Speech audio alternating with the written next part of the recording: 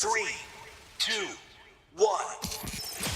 Hans, Bobby, I'm your white knight. Want to get your hands on some sports knowledge? Hell yes! You're in the right place. Good morning. Is everybody ready? Welcome to the Daily Sports Watch on Schultzy Sports. Hey, what is up, sports fans? It is 12:07 Tuesday, February 21st on this day of our Lord 2023. Good to see everybody. Good to have everybody in. I know that kind of switching up the times here with the live stream, but doing the noon live stream essentially just fits my schedule a lot better. And, now that we're all not really having to get up early for all those cards, everybody just thankfully able to sleep in, not really having to wait at 4 a.m. for Target to drop stuff. We can all actually tune in for some sports talk at a decent time, and I can actually plan a show and enjoy getting up at a normal time and then doing normal show prep. So good to see everybody hanging out. We got Brad Selden, Blaze One, Poke Lane, Trey, and Ryan already in the chat. Appreciate you all. This essentially, if you are just tuning into the Daily Sports Watch, it is essentially a live show, and the chat is like all the text messages that you get into like normal sports radio shows or sports podcasts like emails, but we got a live chat. So anybody have any thoughts, you want to tune in, you want to check in to see exactly what's going on in the world of sports, or what you the story that you were trying to burn on, and let me know exactly what your take is. I'd love to hear it. So S3 Nano in the chat. John says, what up? John Weisbecker, appreciate everybody. Check it in. Pretty normal weekend for me. It was my 34th birthday on Saturday. So, and I say normal because I just feel like birthdays as you get older really don't they don't feel as special as when you were younger. I don't know. Let everybody know out there if you love birthdays or hate birthdays. We can check in on how people feel about that. We've got the poll question up on the show right now for the Daily Sports Watch here on the YouTube channel. Will the Ravens use the franchise tag on quarterback Lamar Jackson? Absolutely. 61% of you saying that. Nope. 39% of you saying that they will not. And I think it would be pretty crazy. We'll get into it, but I think it would be absolutely nuts for them to not use the franchise tag. I mean, what are they going to do? Try to pull like a late night negotiation with Derek Carr, something like that? I'm not sure that that's going to happen. I'm not sure that's possible for the Baltimore Ravens, but we can get into that and what his prospects are if he wanted to leave. We also, of course, have the movement of Derek Carr. We're wondering where Aaron Rodgers is going.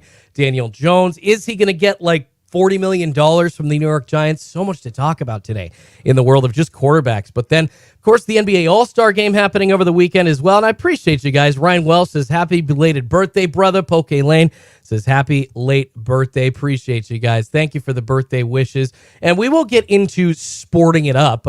We will get into some sports topics here in, I've got 4 or 5 segments planned of sports topics. But, this opening monologue, always a time for me to opine on what's going on in, either the world of sports or the world of my mind, or what's going on in just the latest and greatest in Schultzy's life. And essentially turning 34 kind of makes you realize that you're coming to a different point, a different phase of your life. And that's fun. I'm not trying to sound all fuddy-duddy and uninteresting here. It's just, as you get older, if there are any younger people listening to this, as you get older, you realize, hey, you're not invincible, and you've got to deal with that. And I feel like that's kind of the time that I'm coming into in my life, turning 34 years old on Saturday. And by the way, I do share a birthday. Happy birthday to me, along with Yoko Ono, John Travolta, and Vanna White.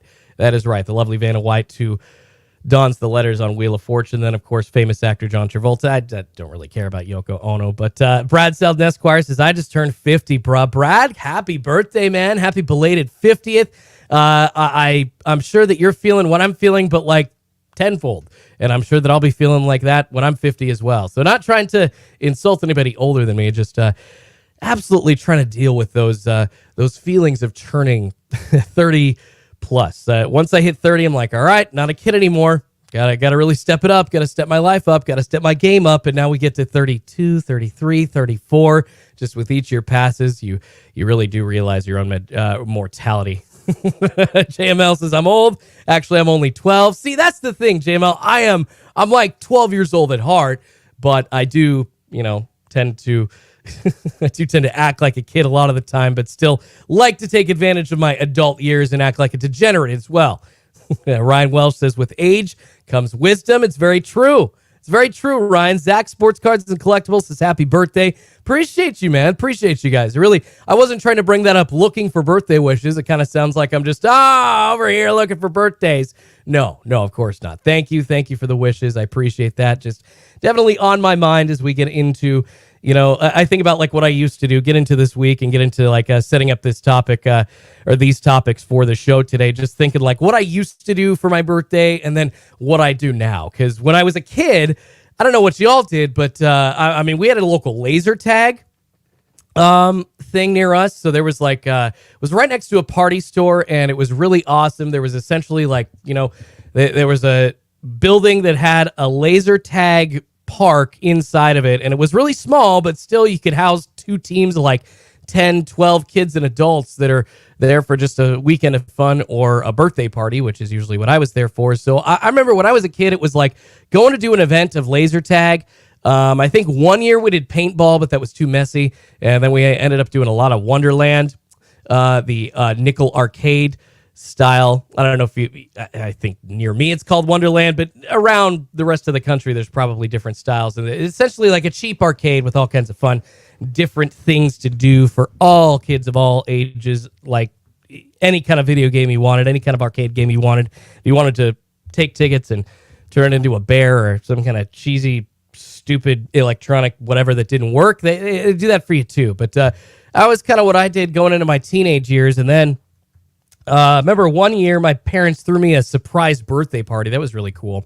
And that was like when I was 12. So I'll never forget that. And then kind of since then, you just kind of wonder like, well, what do you do? What do you do? And it's been trying to like drink and feel young again, essentially. Laser tag was the shiz on my birthday. So maybe I should go play laser tag again. I don't know.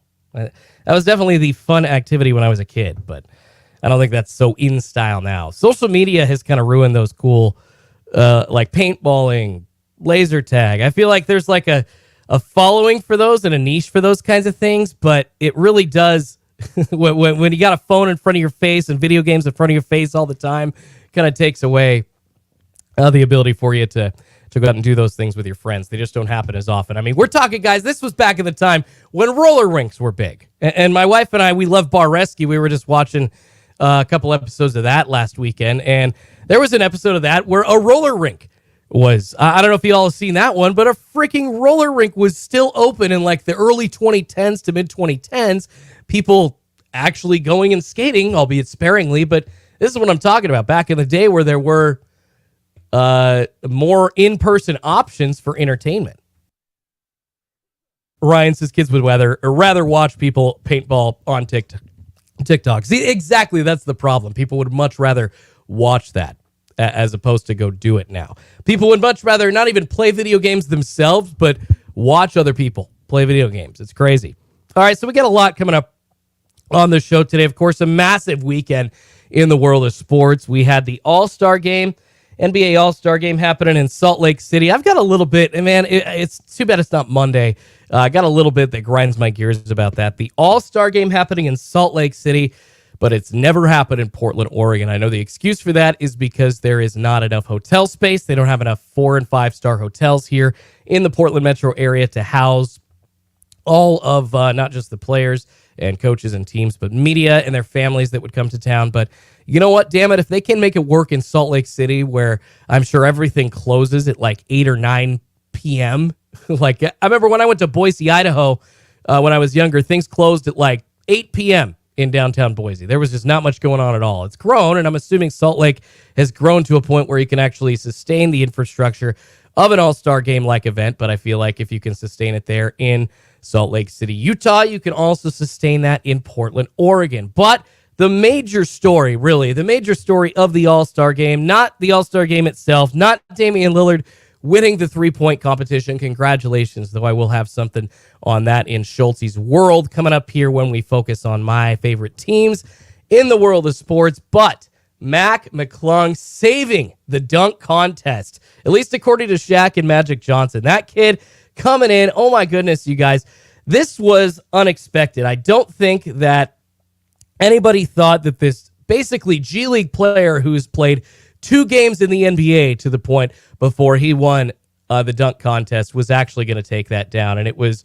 a great show to watch in person, over again with the highlights. If you watched it live, you wanted to watch it over again, and then even watching it after the fact, hearing that he had won, it was like, oh my goodness, this is insane, and something that we haven't seen in the dunk contest in a long time. You got legends like Magic Johnson, Shaquille O'Neal, of course, both LA Laker greats praising McClung for saving the dunk contest. When you got guys like that attaching some big props to your name, yeah, you know you did good. McClung rose to fame with that stunning performance. Of course, 3 of his 4 dunks earning perfect 50s. And I think they were creative. They were amazing.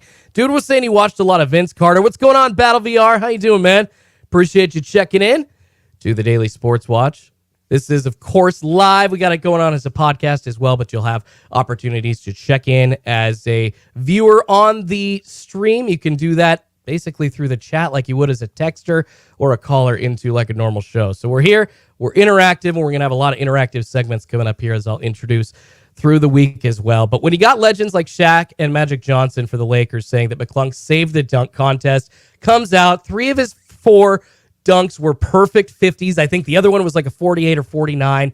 Essentially ended up getting 999 points out of 1,000 possible points for his dunk contest scores. Unfreaking believable. Nobody thought this was going to happen when he accepted his invitation back in January. Really great to see. As a Blazers fan, of course, I was rooting. Shaedon Sharpe was originally going to be in the dunk contest, but unfortunately not happening. This year, he withdrew, but maybe we'll see here in the next few years. I know that kid's high-flying, too, and I know if you don't watch Portland Trailblazers games, you got to go watch Shaedon Sharpe dunks. Google those, watch them on YouTube. You'll be impressed, but McClung, obviously the man of the hour, saving the dunk contest, according to Shaq and Magic, and I think they're right. Just wanted to highlight that to start the show off. What a huge weekend, and we can get into whether or not you think the All-Star game is pointless or not. I know my dad hates the fact that there's no defense played in the All-Star game. I still like that it was pretty high-flying and exciting, very high-scoring. Trey, this podcast will be available on Apple Podcasts by the end of the week, hopefully getting that submitted. Still in the process of getting that all approved. So, Len Weaver says, Schultz, good seeing you, man. Appreciate you, brother. Appreciate you being here, listening to some sports talk as we talk about the NBA All-Star game, the dunk contest, the quarterback carousel that is moving. We've got baseball back. All kinds of stuff on the show to talk about today.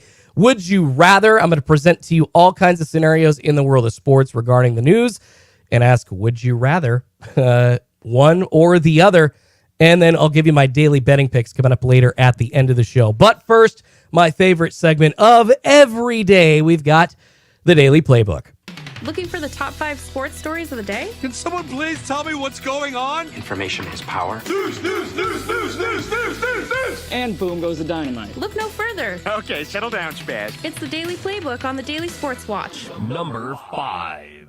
All right, the Daily Playbook, the top 5 sports stories of the day in the world of sports. If you're new, welcome on in. Kind of just letting you know how the show works. But this is the Daily Playbook. It's going to be a fast-paced segment of the top 5 sports stories of the day. So let's get to it. Cardinals hiring offensive and defensive coordinators, and Rex Ryan interviewing for a couple of jobs in the NFL. That's right. Jonathan Gannon, new coach of the Arizona Cardinals, quickly filling his OC and DC positions. Nick Rollis from the Eagles serving as the DC. Drew Petzing from the Browns going to be the OC. Rollis, of course, with Gannon in Philly for 2 seasons before joining the Vikings for 3 years as a quality control and assistant linebackers coach. Then you got Rex Ryan. That is right, the footman. Rex Ryan interviewing for the defensive coordinator position with the Denver Broncos. Yeah, Sean Payton is interested in Rex Ryan. He will also interview for the open Philadelphia Eagles defensive coordinator position. Of course, Ryan is an analyst on ESPN right now, has stated he would only leave his analyst job at ESPN for the perfect situation. Had a very, very good tenure as defensive coordinator for the Baltimore Ravens in the NFL before he became head coach of the Jets. All right, number 4, Giannis Antetokounmpo suffering a sprained wrist while playing in the All-Star game over the weekend. It was a sprained ligament in his right wrist. He's going to be getting treatment with the expectation of getting back to the lineup as soon as possible, so hopefully not going to miss much time. Very freaking frustrating for, top 3 player in the league that he gets injured in the All-Star game. It's one of those reasons why you don't see players going hard, especially when you got Milwaukee sitting at the number 2 in the East, really close to the Celtics. You want that guy at his healthiest, and unfortunately, when that doesn't happen at this point of the season, you lose very, very important ground on teams that not only are in front of you like the Celtics, but could be coming up the rear. So don't lose your star players for events like All-Star games. Sucks when it happens, but just can't avoid it. All right, number 3, Russell Westbrook planning to sign with the Los Angeles Clippers. More NBA news, of course, and then Kevin Love going to be signing with the Miami Heat. Not surprised at either move. I don't think Russell Westbrook to the Clippers is going to make that much of a difference for them. I know they needed a new point guard, getting rid of John Wall, getting rid of a couple of other players at the deadline, leaving space for Russell Westbrook, of course, coming in with Bones Highland to play a lot of minutes at the guard position. I don't think the Clippers are going anywhere this season in the playoffs, but Russell Westbrook, who was a pariah and annoyed the hell out of Lakers fans and Lakers management, to be honest, going to be moving on.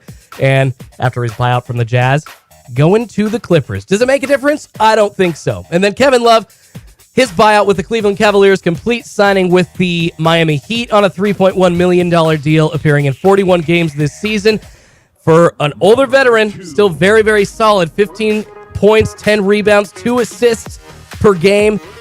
Shooting almost 40% from 3 this year. I'd love to have Kevin Love on my team. I wish the Blazers could have gotten him, but unfortunately the Heat are going to be taking that down. Leaves the Cavaliers as the all-time leader in several categories, including field goals made, defensive rebounds, total rebounds, free throws made, points scored, and field goals made. Also, Pat Beverly going to sign with the Chicago Bulls. Number 2 in the Daily Playbook, a return to the NBA for Myers Leonard. That's right, center Myers Leonard back in the NBA with a 10-day deal for the Milwaukee Bucks. The free agent 7-footer had been out of the league since March 2021 due to an anti-Semitic slur.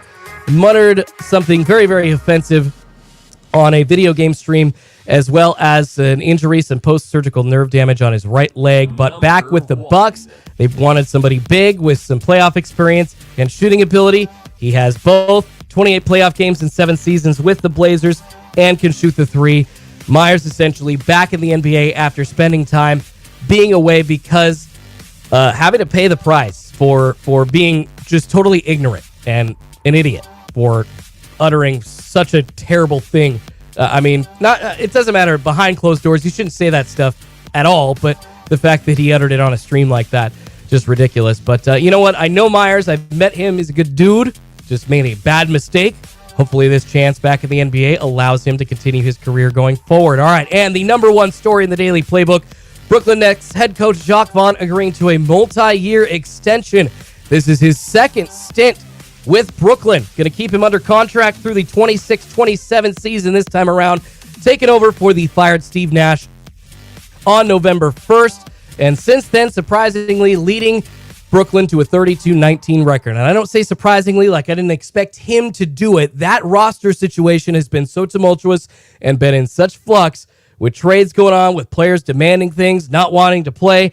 Jacques Vaughn's had to deal with a lot of crap, and good on him for being able to take lemons and turn it into lemonade at this point. The team obviously loving his leadership abilities. At 12-game winning streak from basically December to the beginning of January. That was huge, and I think that's like one of the biggest winning streaks ever by a coach taking over a team after a team firing their other head coach. So good on Jacques Vaughn. And like I said, his second run as Nets head coach also was with them at the 2020 restart of the pandemic-shortened season back in the Walt Disney World bubble, and was also the coach for the Orlando Magic from 2012 to 2015. So not his first rodeo in the NBA, but congrats to Jacques Vaughn getting a multi-year extension. Of course, the head coach of the Celtics late last week getting a multi-year extension as well. Not sure that's, all right. Praise to him and his ability. Missoula getting a great situation, though, in Boston. So we can talk about that. There are a lot of players that you can say that are making his job easier, but that's hard to do. And what he did stepping in for Ime Udoka after he basically we all know he got fired without actually getting fired. Good for... thank you, Cody, correcting me on the Giannis, by the way, said he got hurt before the All-Star game. What is that? So we can have like a PTI segment at the end of each show where I had an error. And all my errors during the show. That was an error. That was an F-up, Schultzy. So anyways, but yeah, just congratulations to Jacques Vaughn to round out the daily playbook. And, of course, a lot of movement in the NBA going on in the daily playbook. Lots of movement possible, not happening yet, but possible in the world of the NFL as well. So we got a lot to talk about coming up here in a few minutes. I've got a nice open segment full of talk about NBA movement, trade demands happening, the XFL opening up over the weekend, and then a segment called Would You Rather, and that's where we're going to talk about a lot of our quarterback movement, Derek Carr, exploring potential suitors, New Orleans, New York potentially, Lamar Jackson. Is he going to be having the franchise tag used on him? Let's check in on our poll right now. Will the Ravens use the franchise tag on Lamar Jackson? Looks like 67% of you say absolutely. 33% of you say nope. If you have not checked in on that yet, do so, please. Would appreciate that. Would love to hear your thoughts. They obviously, in my opinion, the Ravens would be stupid if they did not use that franchise tag on him. But you know what? Teams have done a lot stupider things. Len, I appreciate you. Bro, that is just too generous of you, man. Len Weaver with a $4.99 super chat says, let's get some super chats going. Hashtag support Schultzy. Bro, that is just too kind of you. I appreciate you. I don't expect any of those, but that is just so generous, Len. So I did see that. Wanted to make sure I highlighted that. But, of course, it's a little harder for me to respond to the comments as we go through the daily playbook. Fast-paced, updated, up to the minute segment on the latest news in the world of sports. Music Man says, what do you think the retail product will be available to flip? Talking about sports cards. You know what? I'm not sure, Music Man. I just don't know, man. I'm not sure there's going to be any retail product available to flip anymore. I don't think, and it's not like I want there to be retail product to flip, but it obviously does help retail sports cards hold value. I just don't see the value there for any of these boxes coming out after basically the end of February, mostly the end of January with Mosaic Basketball, because there's just no more exclusivity. It's just so hard to pull any hits from those, and it's so easy to find them now. So, really sucks. But that's the way that it is right now, unfortunately. What's going on? Alfredo Delgado says, yo. Matthew Lane says, Target Prism Megas for sure. That's probably about it. Yeah, when you talk about stuff to resell, you're talking about stuff from like 2020 and before. Anything after that, it ain't happening. And once again, I'm not loving it for resale. I know that there are people that only got into buying sports cards so they could buy them to sell them and flip. I don't think that's why people are asking questions here. I think that there is a legitimate concern about the value of where retail sports cards are headed. And unfortunately, I just don't think they're headed anywhere up. What was that graph? Somebody said, Ryan Welsh said the Clippers going down. That's essentially what retail sports cards look like right now. Just going down. Bought a Mosaic Blaster last night. Waste of money. All right. Back into our sports talk. Trey Conrad said the Ravens should call up the Bears, Lamar for Fields, and the Bears first rounder. I wonder if they would do that deal. That's something to consider, but that's the thing. The Bears would have to make Lambjack their guy and pay him immediately. We've heard they might want to move off of Justin Fields. Does that mean they want to give up their first round pick as well? I don't know about that. Yeah, Ryan Emery says anything after 2020 is a 5+ year hold for any return. Not wrong, Ryan, not wrong.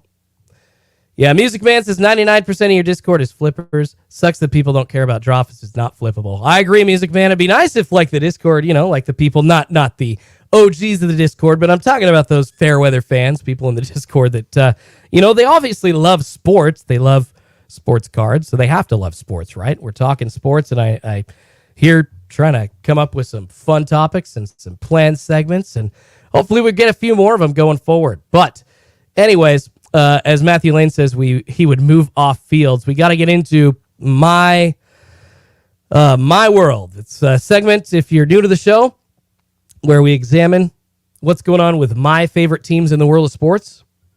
It's called Schultzy's World. Here's what's happening in Schultzy's world. You are in my little pond now, and I am the big fish that runs it. I appreciate you, David. Yeah, David Lupo says, some of us are here. Some of us are here. Appreciate you, David. Yeah, Music Man says they want to talk sports in Discord, but not coming here and talk. Shaking my head. Yeah, it's okay. You know what? We'll forget about them. We got some good stuff to talk about today. So this is Schultzy's World. What's going on in the world of sports regarding my favorite teams? And of course, y'all are fans of the show. You know that I love the Portland Trail Blazers and Seattle Mariners. Also Ducks, also LA Rams. Not so much happening in the news with the Oregon Ducks and Los Angeles Rams right now. Rams hiring a bunch of coaches, but not really anything to move the needle. Sean McVay did stay, so there's really just not much to update y'all on about the Rams right now. And Oregon Ducks basketball is absolutely in the esser. It's terrible. Last week, they were seen as, by some, the team last in the NCAA tournament or the first team out of the NCAA tournament. So they're right on the bubble. We'll see if the Ducks can actually get in this year. So that's basically what's going on with the Rams and with the Oregon Ducks. But Portland Trail Blazers, big news going on over the weekend for them. Of course, Damian Lillard. Congrats to you, brother, winning the three-point competition. First Portland Trail Blazer in franchise history to win a three-point contest at All-Star Weekend. He beat Tyrese Halliburton and Buddy Hield in the finale with a 26-point score and actually won on the final shot. So super cool to see that. Was actually Saturday was my birthday, was out celebrating. I missed the first round of the three-point competition, at least Dame's first round, but I caught the last two or three guys in the first round, and then I caught the final round with Halliburton and Buddy Hield and Dame. And that final shot by Dame, that money ball, he had a full rack. I love it, man. He waited till all the way to the end where he had gone through, was warmed up enough, had his money ball rack at the end, and made himself the champion with that ice water in his veins. First Blazer to win a three-point contest at All-Star Weekend. Love to see it. I thought he was going to get it a long time ago, but he's one of the best shooters in NBA history. He had to get a three-point competition win, right? I mean, come on. There was absolutely no way that Dame could retire without winning a three-point competition. But he has said he will not come back and defend his championship next year, so it's going to be up for grabs. Anthony Simons was supposed to be in the three-point contest with him. Unfortunately, suffering a grade 2 ankle sprain during their loss to the Washington Wizards right before the All-Star break. Gosh, man, it was so close. He was so close to get to the All-Star break unscathed, but of course ended up missing the three-point contest. Expected to be out indefinitely, and starting almost all the games for the Blazers this year has been their second highest scorer. Dame's been scoring like 31 a game. Ant's been scoring 21 a game, and just been that young injection of energy that the Blazers have needed, and a great replacement for CJ McCollum after they traded him last year. But not going to have him for the rest of the year. Did not have him for the three-point contest. Thankfully, Lillard solidifying himself with this victory. If anybody didn't think he was one of the best shooters in the league, well, he is now. And that three-point contest win is an accolade that just he needed in his trophy case. So good on him to see that. Hopefully we see Anthony Simons in the three-point contest next year. But with Anthony Simons being out, and with the Portland Trail Blazers, we talked about it last week here on the Daily Sports Watch, talking about whether or not the Blazers have the pieces, to go into the playoffs and compete for an NBA championship. They don't. They didn't get anybody good. They got Matisse Thybulle, which is going to be a nice addition on the defensive end, but as far as offensive impact, it's not like an amazing, immediate, great impact player, all right? You got some kind of good impact players. Not anybody really, really good. Len Weaver's this Saturday birthday, February 18th. That's my birthday too. Happy birthday. Hell yeah, Len. Happy birthday to you, brother. And Ryan, I appreciate it. Says this setup is very entertaining. Enjoying it so far. Dude, that's really nice of you to say. Matthew Lane says, I'm here loving it. I appreciate you here loving it, brother. All right. And as we continue to talk about the Blazers and hit on their trades, I remember last week I said that I was excited about the addition of Tybal on the defensive end, but it didn't really move the needle, right? Well, unfortunately, they've got to make a decision. With Ant out, are they playing for the playoffs or not? And there's actually more factors that go into whether or not they really got a complete roster this year. You know, Cam Reddish is going to be decent, I think. He fell out of favor in New York, but Portland's a great place for him to kind of resurge his career and a good place for his talents. It's just they fit in to Portland's system. So I think that Cam Reddish is going to be a good piece to add, but are they going to get to the playoffs with Cam Reddish at the 3? Not this season, but they need to. And here's why. The Portland Trail Blazers are running out of time. Damian Lillard turns 33 in July. How much more of his prime are we going to get? I mean, we may get super lucky as NBA fans and sports fans and see Dame just balling out of his ass like LeBron James is till he's 36, 37. He's taken care of his body. He hasn't, been terribly too injured when he has been fighting injuries. Essentially, that's why he sat out last year, to extend the life of his career and his prime abilities. He didn't want to be hobbling around at the age of 35. He wants to be scoring 30 a game at the age of 35. It's very possible for him to do so. But let's say that he's 33. So let's say he's got 3 seasons maximum of 30 points a game. The Blazers have 3 years left of prime Dame then. Prime Dame to get a championship team put together. And acquiring assets isn't going to help you.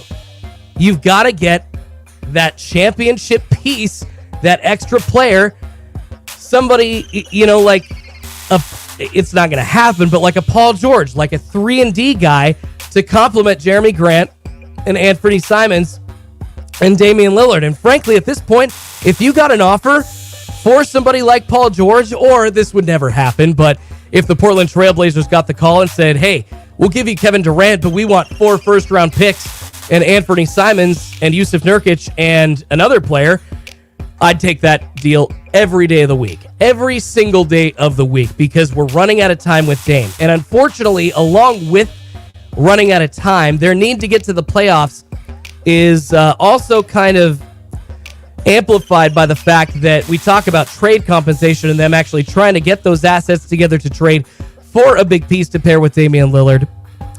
They're a little bit hamstrung in that regard right now, and that is because of the deal that they did with the Chicago Bulls a couple of seasons ago, getting Larry Nance Jr.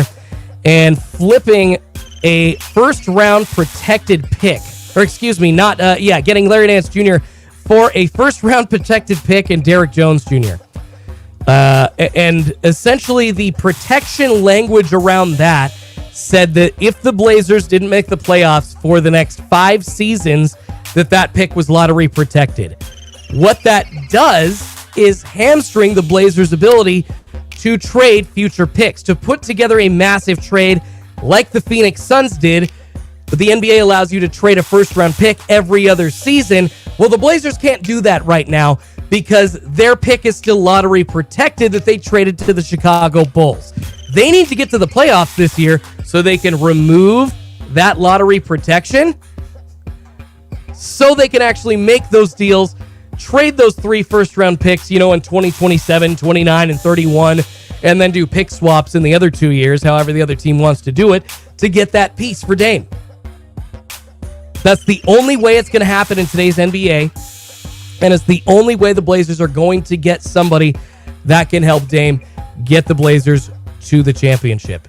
They can get to the Western Conference Finals with a ragtag group of guys. They've proven that, but they can't win the Western Conference Finals. They need real pieces, all right? Trendon Watford's good off the bench.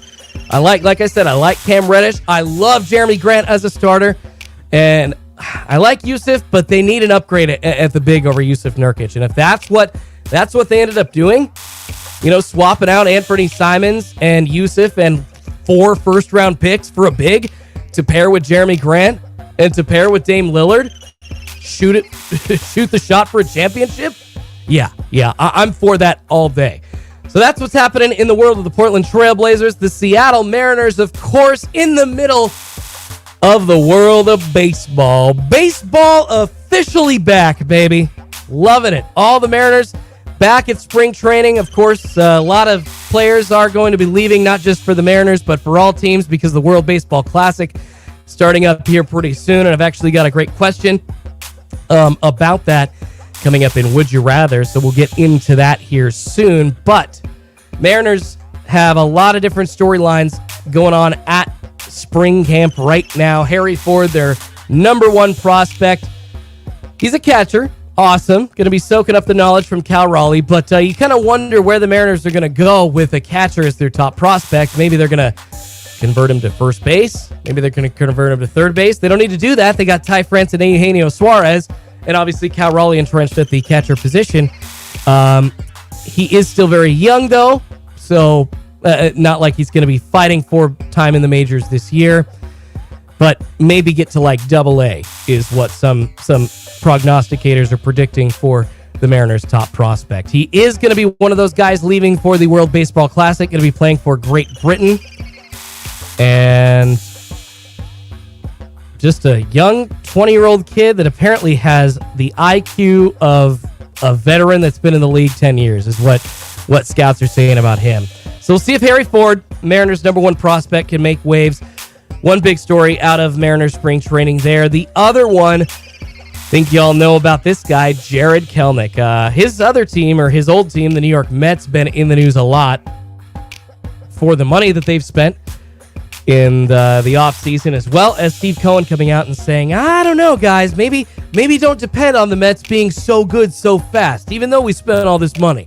A lot's got to happen, which, man, it's why you're trying to spend that money, right, is to win a championship. And then you come out and you tell your fans, like, maybe that's not going to happen, like, temper your expectations. Dude, yeah, I don't know. He needs a marketing guy. Anyways, that's really not what I'm talking about, just news about Kelenick's old team. But Jared Kelenic, 2 seasons plus in the majors, has been absolutely inconsistent. I would call him terrible at times. I want him to succeed. The Mariners are giving him a chance to in left field. Essentially, he's only hit like $150, $180 at different points in his career. Has had a couple of great stretches after coming up from AAA, hitting homers, actually seeing the ball well. But Kelenic, now after struggles this last year going to be coming into camp with an overhauled swing, hoping it's going to increase his productivity, hoping maybe the lack of shifts in Major League Baseball could increase his productivity as well. But like I said, the Mariners giving him the chance to play in left field. Most of the game's going to go to him. Even with guys pitching that are left-handers, I think the Mariners are going to want to see what Jared Kelenic can do. Very frustrating, though. They had Kyle Lewis, who I think they could have platooned him with very well, given Kyle Lewis some DH at-bats, but they ended up trading him and signing A.J. Pollock for $8 million, who hit like 3 home runs.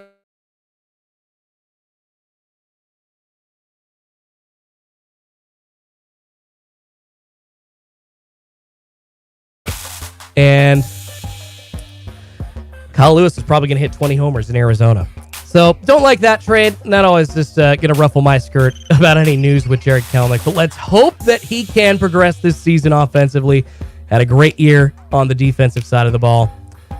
For the last 2 seasons, actually, is probably one of the better defensive players in Major League Baseball and made one of the biggest improvements of defensive players in Major League Baseball. But it's on the offensive end. It's the bat that needs to improve. So we'll see if Kelenic can actually get better.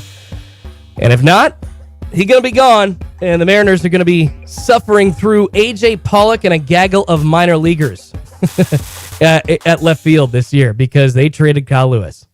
Ah, man. Dame Lillard under 36 points and over in Boston game were winners. Tim, San Francisco Giants mem talking about my daily betting picks. Unfortunately, you were wrong. One of those picks was wrong, and I will get into which pick was wrong coming up at the end of the show for our daily DGen picks. But shifting gears now, we've been talking about my favorite teams. Shifting gears now into the world of the NBA. So we've been talking a lot about, of course, All-Star Weekend and players moving. Last week, you had the trade deadline, the week before last, you had the trade deadline. Kyrie Irving demanding that trade to Dallas, and then Kevin Durant demanding that trade to the Phoenix Suns. Really bringing up questions about the league and transactional fairness and competitiveness and, whether or not players should be able to control their own destiny overall. Oh my goodness, Drew Shoeman, dude, I appreciate you. $2 super chat. Bro, that is too generous of you guys. Throwing that cash down. Drew Shoeman, I love you, brother. I love you, man. You guys, oh man, the donations. Even still, man, I get the tingles. Get the tingles, just like I did on the weekly card watch. I appreciate you. What's going on, Tina? Says, hey, Schultzy's in chat. Good to see everybody checking in. Steve Piero says Celtics versus Cavs for a trip to the finals. That would be a really, really good Eastern Conference Finals. And then I see Trey Conrad says Mariners at 310 to win the division. I see some nice value there. Ooh, plus 310. Yeah, that might have to be one of my picks coming up here soon. That's absolutely going to have to be one of my picks. Oh, sorry, guys. I do have to clear the throat. Just the low voice not working today, so I guess I sound like I'm 12. All right, but as we transition, talking about NBA trade talk, the NBA now mostly controlled by players demanding trades. And this has been in the news. Actually, last week, Adam Silver was on ESPN with Sage Steele talking about players demanding trades. And it does create buzz. It draws eyes to the league. It's essentially, in this world of social media, it is a thing that's going to happen. But Adam Silver, and I wanted to react to his comments here. Adam Silver on ESPN last week talking about the league being controlled by player demands and whether it's actually a good thing for the league or not. Number one, you Sage, you've been covering the league for a long time, so it's not a new issue. I think it gets sorry if it's quiet, guys. There's more attention focused on it than ever before because of all the fishbowl effect of social media and the opportunity, every single comment to be magnified in incredible ways. So, again, go back to earliest days of this league, guys have demanded trades.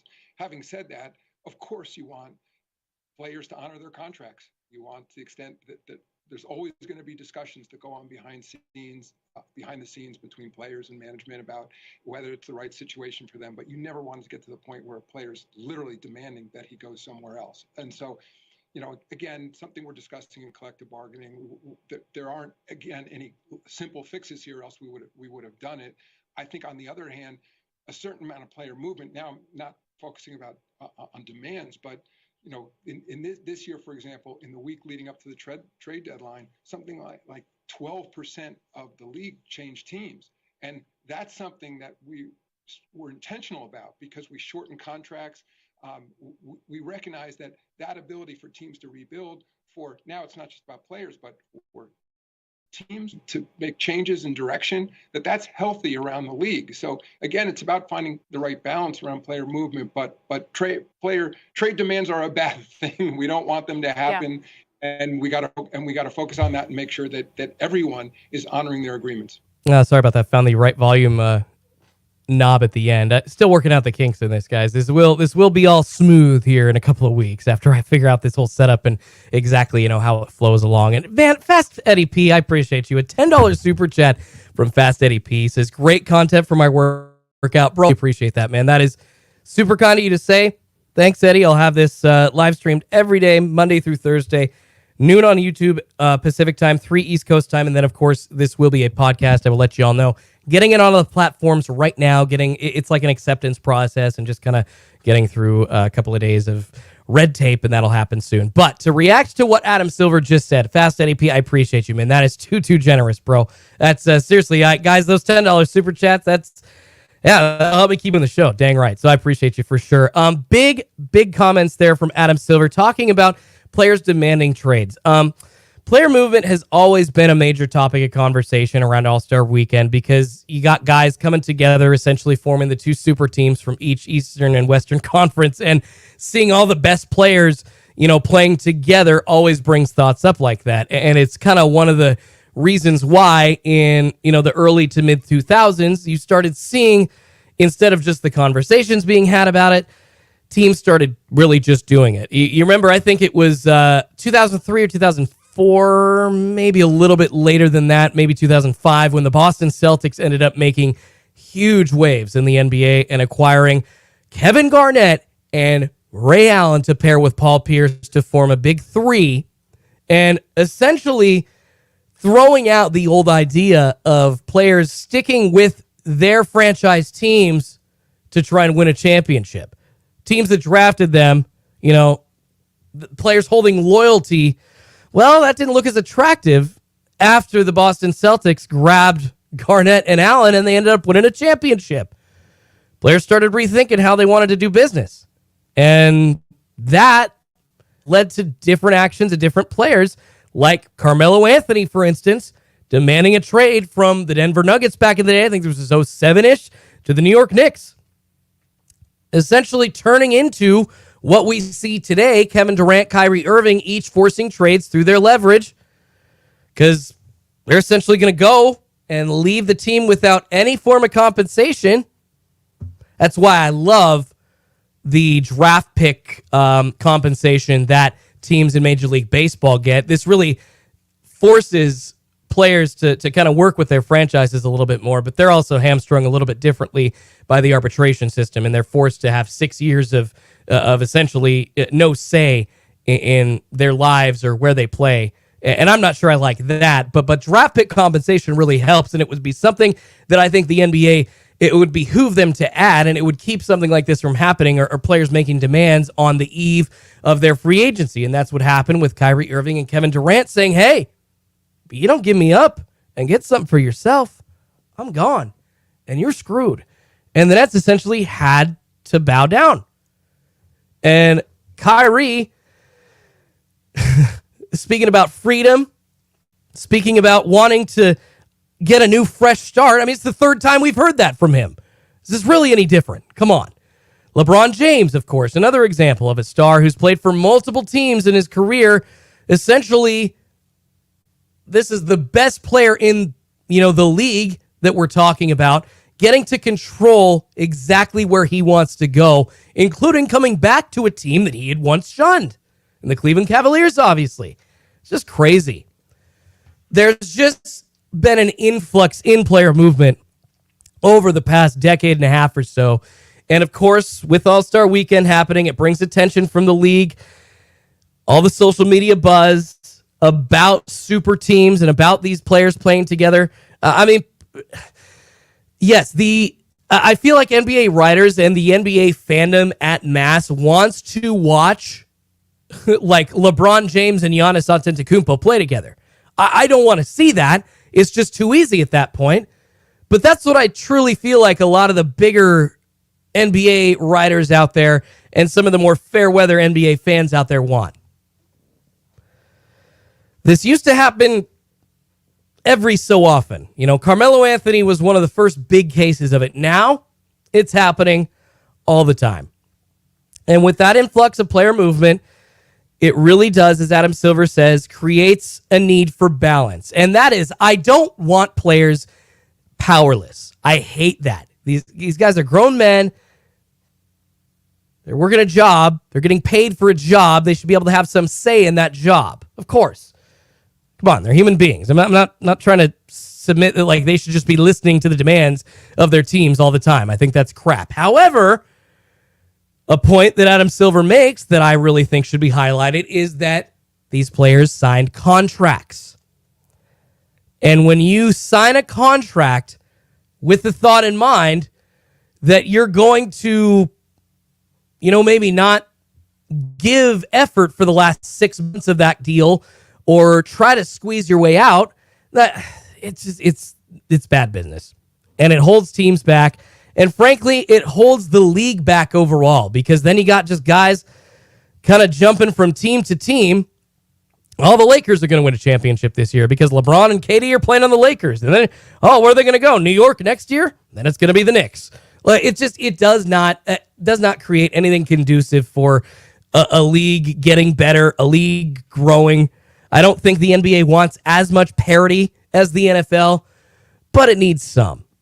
And that's not going to happen with players making these trade demands like they do. And it really does just undermine, I think, the look of the NBA and the authority overall of not only the teams, but the players themselves. Because sometimes these players, and I'm not talking about like KD and Kyrie Irving, because, yeah, they had a lot of leverage here, but you hear players coming out demanding trades sometimes, and it's like, really? No. No way. No chance. Not going to happen. And another thing brought up, of course, as is always an issue as we get to the middle of the season, is load management. This is something that I wanted to actually kind of key in on a little bit before we move on to our next segment, which is Would You Rather? Load management, guys, taking days off during the middle of the season, harder for teams to, be on TV and promise a good matchup. You're essentially, when you're promised like a Cleveland Cavaliers versus Los Angeles Lakers Sunday night matchup, and then LeBron James isn't there, what are you getting? It ends up sucking.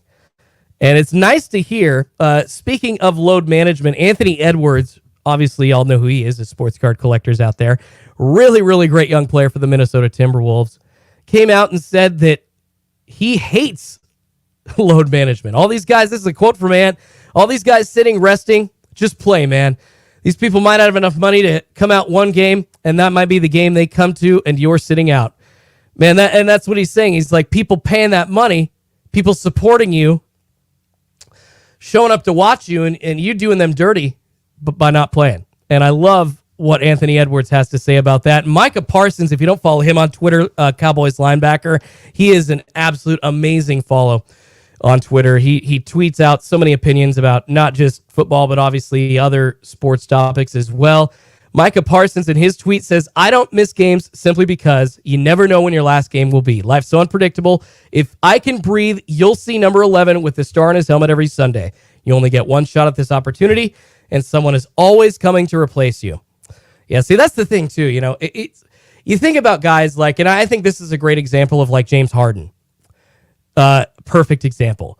A person 2-3 seasons ago, yeah, he needed to have some load management happen, because he needed his legs to play in the playoffs. Well, now he's a little bit more out of favor in Philadelphia. And if he's a guy that's still trying to take games off just for load management, he's a player in danger of losing his spot in the rotation, man, because if all you can do is score and not play defense in this league, and then all of a sudden you stop scoring nearly as much, you ain't going to be as valuable no more. So it's just funny. And I think Micah Parsons' point really, it makes me think of guys like James Harden. It's like, these dudes that think they need all this time off, I don't know about that. Micah Parsons makes a good point. You guys got a lot of kids coming up your heels. Ryan Welsh just went to the Kings and Mavericks game last week. Luka didn't play, not because of load management, but it still sucked because I can't afford to go to many games. Dude, I understand, Ryan. I totally get it. And that kind of speaks to the point. You want to go, you're spending your $50, $100 on a ticket just for one. Then you got to buy two. So you're probably spending a couple $100 total. Then you got to buy food. I mean, this is like a $200 to $400 night, most likely, for any general fan trying to go to see an NBA game. And that's just for a couple. If it's a family of four, you're looking at another $100, $150. So people want to come out, want to pay that money, and they want to see those stars. And it sucks when you don't see guys like Luka. It's so frustrating. All right, so that's been an issue as well. And I know Adam Silver didn't really hit as much on load management as he did on players demanding trades. But this is one thing that could be addressed and could make the league a lot better, load management. And then, of course, on top of players demanding trades, something that would really add, if you could have the balance of control with teams and with players, it would really make the NBA going forward a lot more watchable. And like I said, I like guys having freedom. I don't want them just being controlled, basically slaves to the letter of the contract that they signed. However, if you signed a contract, you should intend to honor that contract. All right, Cali TV, I appreciate you, man. Says this room should have more people in it. This guy has good topics and facts. Bro, I appreciate you, man. I definitely put the work in. I try to come up with some knowledge and some preparation that actually has some information from, like my brain that other shows aren't talking about. But hey, it's all good. It happens. And hopefully the show will grow as more people catch on like you, Callie.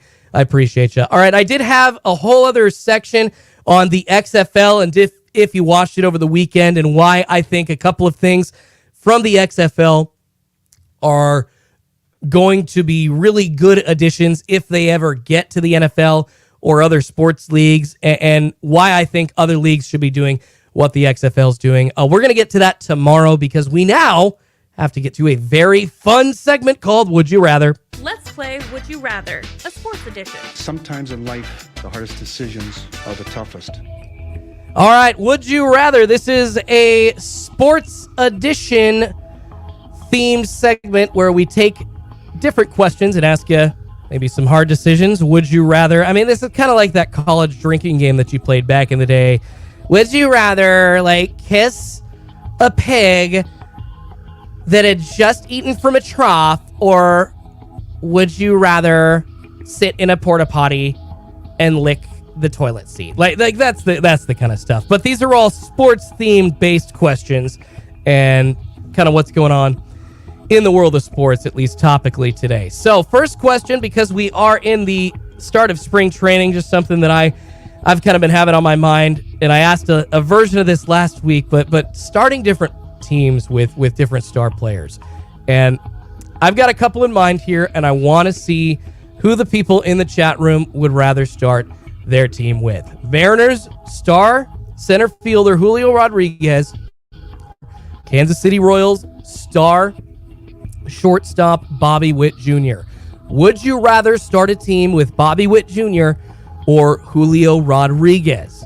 Of course, Julio playing in 130 games last year, hitting about 285, 28 homers, 75 ribbies, 40 walks last year, playing in 20 games less than Bobby Witt Jr. Had some injury issues. Bobby Witt hitting 254, 20 homers, 80 RBIs.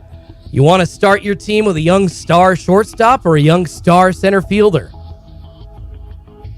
Trey Conrad says Julio, no question. Dana Weber says, all due respect to Bobby, it would be J-Rod all day for me. Yeah, it sounds like J-Rod's coming up pretty heavy on that decision. I'm a Mariners fan. My Mariners fandom is obviously bleeding through here. You can see the teal green on the background here. That comes from my Mariners love, I'll be honest.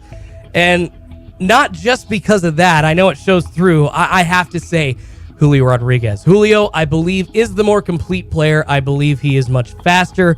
All around, long-term, going to be a much better investment, a much better leader for your team. And he's one of the most exciting players in the game. I mean, gosh, you guys have seen how excited that dude is to step on a baseball field. He is the perfect marketing machine for Major League Baseball. That's one thing that baseball executives have been kind of clamoring about, like, we need more young marketable stars in this game to compete with the NFL, to compete with the NBA. Well, now Major League Baseball has one in Julio Rodriguez. I mean, that alone, I think, makes it an easy decision. But Bobby Witt Jr., obviously nothing to sneeze at. So a tough decision, but I think Julio Rodriguez, that's the call for a team that I would be starting. All right. If you're Derek Carr, next would you rather question. If you're Derek Carr, would you rather sign with the New York Jets or the New Orleans Saints? Would you rather sign with the New York Jets or the New Orleans Saints? Of course, Derek Carr taking his time, exploring some potential suitors. He has already visited with those two teams, the Saints and the Jets. His brother David coming out saying that he wants to do his due diligence before signing with a team. Obviously more open spots than just New York and New Orleans, but those seem to be the best fits for him. And I feel like a lot of prognosticators out there have been attaching his name to those two cities more than any other destination. Yes, there's the possibility he could go to Houston. He could talk to his brother and be like, hey, how's that organization? Is it all right? Yeah, he could go there. But I think it's between the Jets or the Saints. Carr, of course, now, a week? Yeah, a week to the day after becoming a free agent for the first time in his career. And one of the best quarterbacks on the market right now. You got a bunch.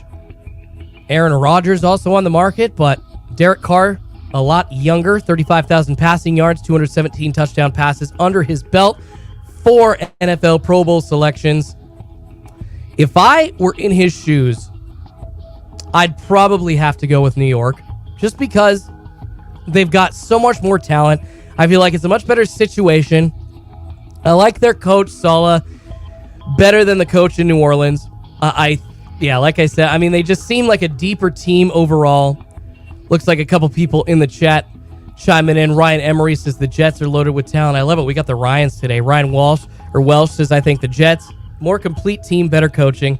It just seems like there's so much more going on in New York than Nolans. And if I'm Derek Carr, and I said this last week, I mean, I know that I can handle the big spotlight. I know that I can handle, I took a team from Oakland to Las Vegas as the franchise player, their star quarterback. I've been the face of that franchise for a decade now almost, and I came out a beloved athlete. So, yeah, go to New York, deal with that pressure, no problem. It's obviously a different media market, and it's something that's a little bit harder to deal with as a player, scrutiny that you're not going to get in some other cities, but I really like Derek Carr in a Jets uniform. So if I'm him, I have to say I would be choosing the New York Jets. All right, would you rather give Lamar Jackson the franchise tag to stay in Baltimore or let him leave and start fresh somewhere else? This is the topic of our poll today. Would the Ravens use the franchise tag on Lamar Jackson? 63% of you say absolutely. 37% of you say nope. So we've got a 2-1 absolutely to nope response rate there. And Lamar Jackson, I mean, is he going to be in Baltimore long term at this point? Because you see them possibly using the franchise tag on him. They've already got him in the final year of his rookie deal, so he's already going to be gone after the season if he doesn't, after this next season, if they don't do anything regardless. They have to make a move if they want to keep him long term, and that's why this franchise tag is so important. And the tag window opening up today, closing in 2 weeks, gives the Ravens a chance to make a decision on him. Sorry, Eric Warhis says Don Russ NFL live on Target. All right, there you go, guys. We got a weekly restock alert here on the Daily Sports Watch. We got Don Russ NFL cards live on Target. There you go. Go, go, go, go. The thing is, if they give him the quarterback franchise tag, they're going to have to pay him $32.5 million. So I guess I ask this. Are the Ravens okay with paying Lamar Jackson $32.5 million this year, but not okay with paying him $35 million for the next 3 to 5 seasons? Because that's the whole issue that the Ravens have with paying him. Am I wrong? On the final year of his rookie deal, 2,200 passing yards, 17 touchdowns, 7 interceptions, 764 rushing yards. Guys, obviously, multi-talented quarterback. He is cerebral, can run, he can throw. Kyler Murray got the money from Arizona. Why isn't Lamar getting the money from Baltimore? They're concerned about injuries, obviously. The Ravens have a decision to make here, and I think it's an easy one for them. I wouldn't dip my toe in the quarterback market if I were them. I would absolutely give them the franchise tag to Lamar Jackson if I were them. So yeah, if I were the Ravens, I would give Lamar Jackson the franchise tag. Hands down, I would rather do that than let Lamar Jackson be pissed and end up having the year of his life and then signing a $200 million deal with like the Green Bay Packers or something next year. It's not really clear yet what decision that the Ravens are going to make, because once again, that injury concern. Lamar's taken a lot of hits. But I'll tell you, man, if Kyler Murray got the contract, why can't Lamar Jackson? I think it's that simple. All right, last Would You Rather of today's Would You Rather benchmark. Would you rather play in the World Baseball Classic, or would you rather stay with your Major League Baseball team in spring training as your team continues to prepare for the season? Would you rather play in the World Baseball Classic or stay with your MLB team to start and prepare for the season. And I ask this because one of my favorite teams, the Mariners, fell victim to this in the last World Baseball Classic. They had signed a starting pitcher, Drew Smiley, to I think it's just like a 1 year, $5 or $10 million deal to become a part of their rotation. And during the World Baseball Classic, he ended up tearing his ACL or his UCL. Ended up having to have Tommy John surgery. And that, I think, kept him out of the league almost a year and a half or two. Ended up rehabbing with the Mariners, signed him to a minor league deal, got almost no production out of him. And the $5 to $10 million that they had planned on spending for a starting pitcher that year essentially got taken away because of an injury in a game that the Mariners didn't even have any interest in having him in. Now, teams in baseball cannot preclude players from going to the World Baseball Classic. They cannot keep players from doing so. They have to allow them to do that. So, if you are the player yourself, what is the decision you want to make? Do you think it's more important to stay and prepare for a season with your team, or do you think it's more important to go and represent your country? It's an honest question. Ryan Emery says, depends, am I a lock for the opening day roster? That's a good question, Ryan. All right, so you know what? Let's put this scenario out there. You're a lock for the opening day roster. You're a starter in Major League Baseball. You're the incumbent starter. There's nobody there to unseat you. There's nobody that you got to worry about. And you've never played in the World Baseball Classic before. Would you leave spring training to go play in the World Baseball Classic? You know, but see, then there's other factors that come into play as well. Are you on a good team? Do you have a chance of getting to the playoffs and winning the World Series that year? I feel like a lot of factors that go into that would you rather. It's not such an easy decision. So that is our would you rather. But if I had to wrap that up and tie a bow on it, I would probably, younger in my career, less of a chance for a long-term injury or an injury holding me back from keeping my earnings down. I definitely want to go represent my country. But if I were younger and I were on a team that had a chance to make the World Series that year, I'd probably stay back. So kind of a different caveats to that would you rather, but I think that I would definitely, if I were a younger player with not much of a chance of an injury affecting my long-term earning prospects, I'd most likely end up going to play for my country. It's something that you obviously could only have one chance in your life to do, but that's the thing. You can only have one chance to go to the World Series. But it definitely depends on the situation, and it depends on the circumstances. So it's a fun question to debate, though, but there are a lot of different factors going into exactly how you would make that decision. So, yeah, like I said, definitely would if I were a younger player that didn't really have much to lose and my earning power was not affected going forward. So that's Would You Rather. We're going to do that every Tuesday here on the Daily Sports Watch. And we do have a ton of other awesome segments too.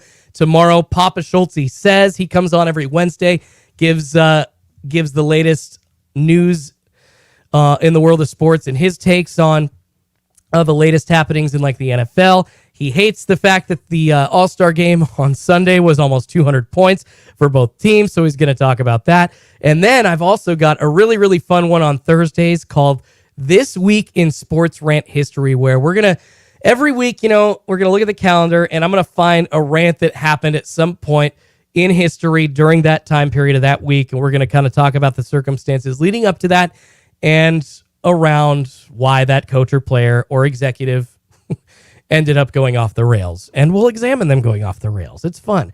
I feel like that nobody's really talking about like rants and sports, sports anger or players getting pissed. Or I love that kind of stuff. And I feel like that kind of stuff, it really makes the game better, makes it more entertaining. I love seeing these guys frustrated in the moment. I want more of that. All right. So looking at a couple, let's see. Timmy, San Francisco Giants mem says Mariners passed on big time Timmy Jim. Timmy Jim, you talking about Tim Lincecum? Gridiron Grail says, no offense, brother, but you shouldn't have stayed away from sports cards. I'll keep supporting you, though. I appreciate you, Gridiron. Man, I've been in the media for like 10, 12 years, though, brother. There's really no growth potential in the world of sports cards anymore. There's seriously, what else is there to do in the world of sports cards besides talk about what prices are going up and down, go to card shows and talk about what I'm buying and selling, and opening boxes. I mean, honestly, there's a very limited amount of content you can do, which also kind of limits the amount of people that can get in doing it. So, yeah. I appreciate you, man. I appreciate you, Gridiron Grail. I mean, the fact that you're saying that I was good at it, brother, that's such a nice thing for you to say, but I'll tell you what. The other eons of people that stopped showing up to watch my ripping videos and not really supporting any other thing I was doing on the channel made it difficult to continue in the world of sports cards. Ryan Emery says, NFL 23-24, how many games does Tua play, and who will be the new quarterback in 24-25? That's a good question, Ryan. I like that. That's a great question. I think Tua will be back. I don't know if he's going to be playing all 17 games, though. The concussions, scary situation for him. I'm going to say 11 as a conservative estimate. That's hopeful, man. I want Tua Tagovailoa to play, but I also don't want him to hurt himself and screw up his future prospects at living a good life. That would suck even more. David Lupo, I appreciate you. I like hearing you talk sports without the cards being a distraction. Thanks, David, man. I appreciate that. That gives me confidence to keep doing this, brother. I appreciate it. And speaking of continuing to talk sports and cards not being a distraction, here is another way that we can all gamble on sports, maybe make some money, be D-Gens. Giving you my sports betting picks every day. Here are my daily D-Gen picks. Let's go. He's a degenerate gambler. Old hard cash. All right, welcome to the D-Gen picks of the day here on the Daily Sports Watch. Going to give you a lean of the day and a lock of the day every single Monday through Thursday here on the Daily Sports Watch. Last week, ended up only doing a couple of shows last week because I was filling in on my local sports radio station here.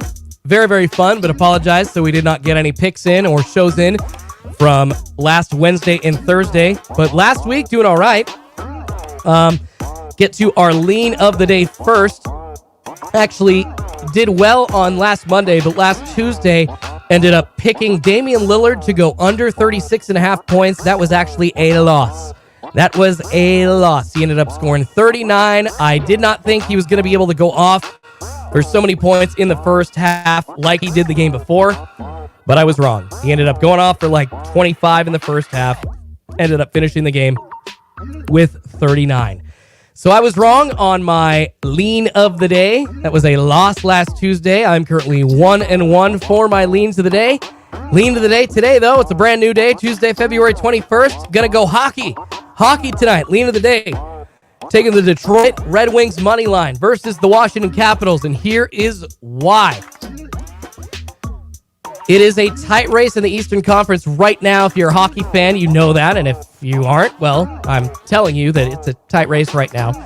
Only 5 points separating the top 6 wild card contenders, kind of similar to the Western Conference in the NBA, at least in the middle of the Western Conference. The Capitals losing 4 straight games. They're sitting in 4th place with 62 points. The Wings are in 6th place with 60 points. So the Red Wings are trying to win tonight. Gain those points in the standings. It's a major need for them. Dylan Larkin has been huge for the Wings. 7 goals, 5 assists over his last 6 games. They're hot. I think the Capitals are not. That is why I think that the easy lean of the day is going to be the Detroit Red Wings money line plus 135 against the Washington Capitals. Now, lock of the day. 2-0 on these so far. Feeling good. Feeling good for these locks of the day on these on Monday and Tuesday. 2-0 last week. Trey Conrad says Detroit. Thanks for picking my Red Wings. Heck yeah, buddy. No problem, brother. No problem. All right, locks of the day. 2-0 so far. Last Tuesday's pick was a win. Boston Celtics and the Milwaukee Bucks over 226.5. That was an easy over. They ended up going to overtime, and it was, I think, 131 to 124. Massive total, over 226.5. It was like 240. So, getting it done. 2-0 on the locks of the day for you. Today's lock of the day, though, since there is no NBA, had to go to college for the lock of the day. The Indiana Hoosiers covering the 3.5-point spread at the Michigan State Spartans. And here is why. Hoosiers, bit of a rough start to the season, but they have won 9 of their past 11 as they get closer to the NCAA tournament. And that's all been without their starting point guard, Xavier Johnson. He broke his foot against the Jayhawks, so they haven't had him since then. The Hoosiers are one of the best teams in the nation in three-point percentage. They're top 30 in field goal percentage. They're a dangerous team when they've got the ball in their hands. They can shoot it. This is obviously a point spread of 3.5, and Michigan State trying to hold off that effort. I don't know about that. I think the Hoosiers are going to outshoot them, and I think they're going to cover that 3.5-point spread. So lock of the day, minus 110, Indiana Hoosiers covering the 3.5-point spread against the Michigan State Spartans. Anybody else have some picks that they want to let me know about, or if there was like one they were dying to let me know? I love that pick, Mariners plus 310 to win the division. I think that's some good money. Man, you could end up picking the division winners right for Major League Baseball next year and end up making a killing, couldn't you? That'd be crazy. All right, well, that is the daily DGen picks of the day for you here on the Daily Sports Watch. Hope y'all can make some cash off of those. I apologize that I was wrong about Damian Lillard last week. Yeah, just didn't think he would score that many points right before the All-Star break. Maybe trying to wind it down, get ready for that three-point competition, but I was wrong. I was way wrong. I love it. Domain Cards, I appreciate you. So Schultzy goes live right as Don Russ Blasters go live on Target. Coincidence? I think not. Heck yeah, guys. Go check that link out. Domain, appreciate you for posting that.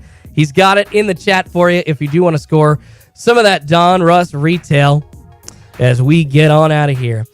Trey Conrad asking, what kind of gambling apps do you got out there in Oregon? We have one that is legal statewide. It's just DraftKings. It's because it's sponsored by the Oregon Lottery, although I cannot play on it because my mom is an employee for the Oregon Lottery. So if I had an account, that would be breaking their rules and regulations.